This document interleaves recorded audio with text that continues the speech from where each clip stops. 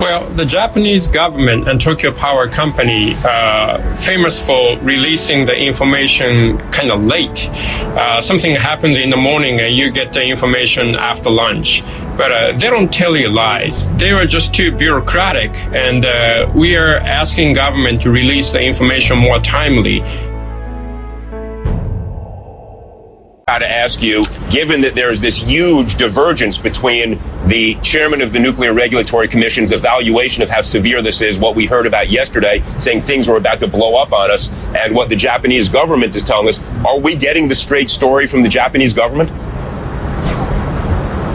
Well, the Japanese government and Tokyo Power Company, famous for releasing the information kind of late.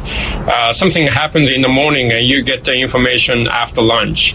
But they don't tell you lies. They are just too bureaucratic, and we are asking government to release the information more timely.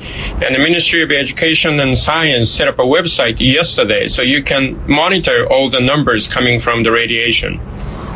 But I just have to follow up on that. We have heard such a fundamentally divergent perspective. We were told yesterday by the chairman of our Nuclear Regulatory Commission that there was no water whatsoever in the pond with the spent fuel rods at reactor number 4, and or maybe a tiny little bit, whereas your government was saying no problem there. Which one is correct, do you believe? You're a senior member of the opposition party. You've been deeply involved in the regulation of the nuclear industry. What is your best information? Do we face a crisis at that reactor number 4 in the spent fuel pond right at this moment? I don't think the reactor 4 is just about to blow up or anything. We don't really have the accurate inside information. We are trying to find out. That's why we are trying to tackle on the other 3 reactors so that we can approach to the reactor number 4. This situation might hold for a while, but it's not going to blow up anything.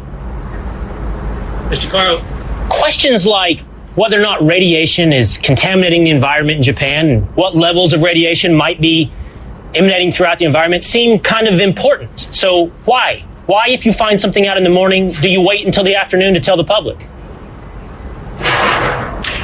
I think that's red tape, and we had an earthquake in Niigata, and there was an accident, and the Tokyo Power Company was not releasing information timely, and they've been criticized for that.